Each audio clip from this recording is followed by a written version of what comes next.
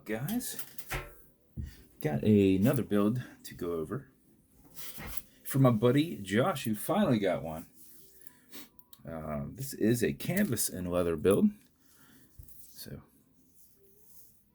canvas, leather, a little bit more canvas on the side, a little less leather. It's a bronzed Kraken dial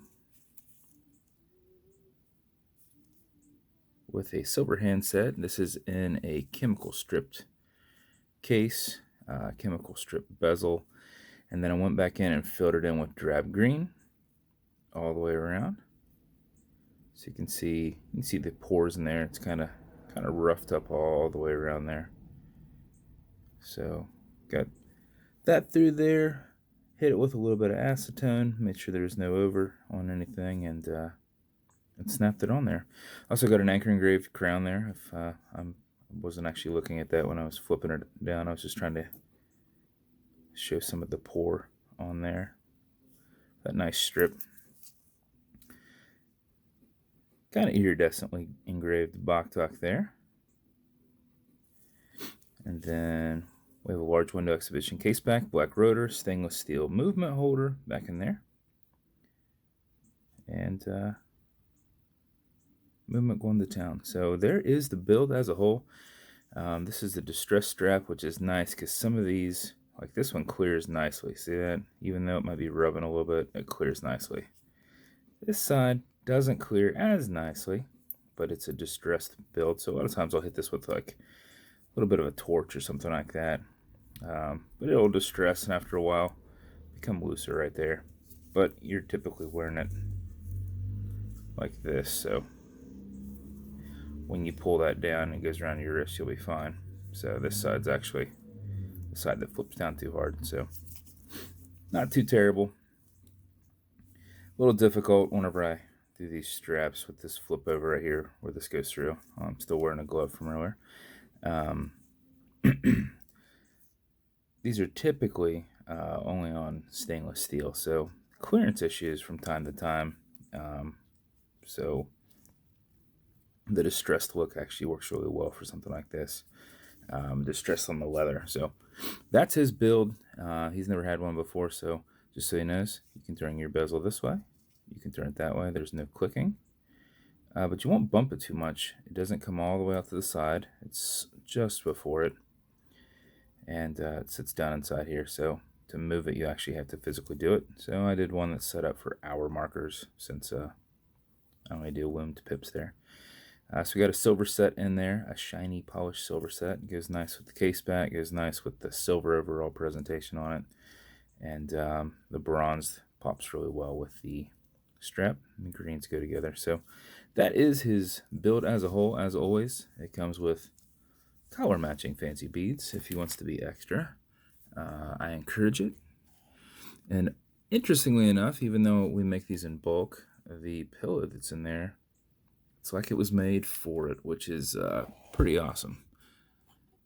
He might think I went above and beyond there, but everybody gets that pillow.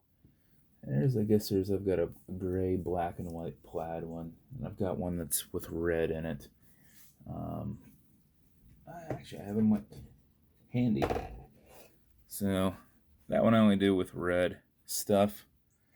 It won't really make it into anything that's not red. And like that's the other one. I haven't done a review on this orange painted Kraken yet. But that's the other one. So kind of get material in bulk, and then make a bunch of pillows out when we do the boxes. So it's, of course, in a green Kraken box, hanging out beside a Kraken. So cool with that. As always, with every build you get from me. Actually, let's go over the winding real bit, because Josh doesn't know this. So this is an automatic mechanical. What that means is you can put it on a winder, you can wind it up yourself, you can wear it around, keep time, but it's kept perfect time, and I didn't wear your watch around. And that's because you can wind it up. Now they have a 31-hour power reserve, but you can wind it all day if you want. You'll never max it out. You'll never, when I say max out 31, I don't mean max out your 31 hours, but I mean never have an issue winding it all day. You'll never know when you have your 31 hours done, other than you've been doing it for a long time, so chances are you did. So if you do this for about 4 or 5 seconds before you wear it, even if you're not very active, you'll keep time. If you do it for closer to 20 seconds, you're going to max out that power reserve. And that's winding it the way I am. Now you can do this, but going backwards doesn't hurt anything, and it's a lot easier to do that, right? At least for me. So you kind of pull a little bit out on there when you're doing it. You're not pulling it to that first click, but you're keeping it off your threads, because once you get back to your threads, you're going to put it right back down, right? And once you're off the threads and you can feel the play in there, and you can hear it clicking, now I can wind it. So I'm pulling it ever so slightly, but I'm pulling it back. I'm definitely pulling right now. I'm definitely putting pressure on that, pulling it that way. You pull it to the one and only click, which is a pop. You can now set your time. So it's not a hacking movement. It's going to keep going. So you can go this way and that way, whatever you want to do there. And you notice you've got your ball joint there. You've got a wobble crown. This is a nice design feature. Lets this roll back and forth, so when you're pushing and prying on it, you're not bending your stem. It doesn't transfer any pressure into the movement either. Okay, Google, what time is it? It's 11:07 a.m. So, and it also makes it nice and easy to push it right back over and thread it down. Pretty simple, right? So I'm fortunate that the crown kind of goes, it might not pick up on this camera very well, maybe the opening picture, but that crown goes really well. Even though these were all done at the same time and done the same way, it looks like these match on top of this, so it's kind of cool. Doesn't translate as well in there. It almost feels like this is a more gray color, more of a matching gray than these two. But obviously we got the matching buckle on there. And just a side note, with the way these are with this little hook right here, you'll find that it can be kind of a pain in the ass when you're removing it. So once you figure out what hole fits you best, you can either slightly make the hole larger, which can be hard, but what's easy to do is take a drill bit that's the same size and waller it out just a little bit. And that's just so that you'll see when you put it on there that slipping that back off the hook is a pain, right? So you put it in there, it goes in there just fine. A little bit of a pull, it sets it. But when you go to remove it, what's happening? And when it's on your wrist, that can be a pain, right? So I set it on 3 because that fits. But getting it over that where it slides down might be difficult for you. So once you figure out what's tight for you and what's normal, you might do that on this one. The holes on this were not popped out as large from my leather guy, even though he knows exactly what buckle I use. So, and they're decently thick, and that also plays a role in it. Had this been thinner, it would that wouldn't hold it up. So once you put it on there and you figure out, hey man, I'm a 2, I'm a 4, waller that out just a little bit. You don't have to do that much, you'll see. And you can test it just the way that I did. It should slip decently on and off. It should be reasonably, it should be a little bit larger of a hole. But just some advice to you, since you've never had a build from me before. That's something that I would do on this. I just noticed it was an issue when I went to pull it off there earlier. And I don't want to make 5 bigger holes. Chances are you're not going to use the first one. You're not going to use the last one. You're going to be 2, 3, 4 here. And I don't want to just oversize 3 of them or accidentally pop it out of line using a hole punch. So just use a drill bit, waller it out just a little bit, go from the backside forward. And then if you get any like distressed, that's up to you whether you want to keep them or hit it with a little bit of a flame and burn them off. So just a little pro tip. Every build will come with leather conditioner when applicable.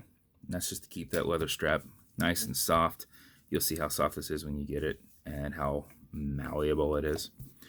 Also, you will get some wash clearance. It's good on all metal and glass parts. It's non-toxic, non-residue, non-streaking. And Get some fine scratch remover because this is an acrylic glass. You can scratch it if you do, just buff against it. Utilizing your microfiber. So about 15 seconds of that will buff it right out. Just go back and forth over it, kind of fill it, generate a little bit of heat with your thumb behind it, and that is how you do that part. And just to show you guys something I'm working on for another buddy, I just got it finished. Well, I got this part finished. So this is a little bit shiny. So if it translates well here. Alright, we're going to have to hit focus. There we go. So we did polished aluminum. Granted, we got some striation marks in there. You can kind of see what it looks like going up that side. But he wanted a World War II-esque plane setup on there where it looks like the side of a plane, rivets and everything. So did that. It was all in silver, and then I used some black 3.0 and wiped across it, and then wiped it off with paper just so that it would partially get into some of these holes. Sometimes it's not as solid as some, sometimes it's more solid than another. Sometimes it got into the areas where there's pips, and that just kind of adds to that kind of look to it. And set it on with some black hands. So that's a first look at his build. It'll be a while before we get his strap in, and I like that kind of stuff, so I'll show you a couple other things we just did. If you're a fan of a Warhawk, did a nicely iridescent fade on that one from like a blue into purple-esque. So there's that. Here's more of a close-up that was blued that we did. That I haven't put on a build yet. I haven't pipped it either. I'm gonna do blue loom. That other one you just saw was gonna be a green loom. So got some blue into purple there. And then last, I've always been a very big fan of the H64 McDonnell Douglas Apache. So did an Apache dial. Same kind of thing. We kind of want to make it look like it's sun behind it, kind of esque looking when we oxidize that. So that will be on a build as well. Hard to say if any of these builds will actually get to anybody else other than myself. These are all my dials, and nobody's ordered them or said, hey, that's what I want. And I like to make myself watches often. So but just thought I'd show you that cool one because it turned out really well and it's looking pretty good. So until next time, if you want me to build you something, reach out and I will make you something. If you want to continue to see these in real time, just like and subscribe. I do them all the time. So thanks for hanging out and watching that extra stuff there at the end. If you did, I thought it was kind of cool. So until next time, see ya.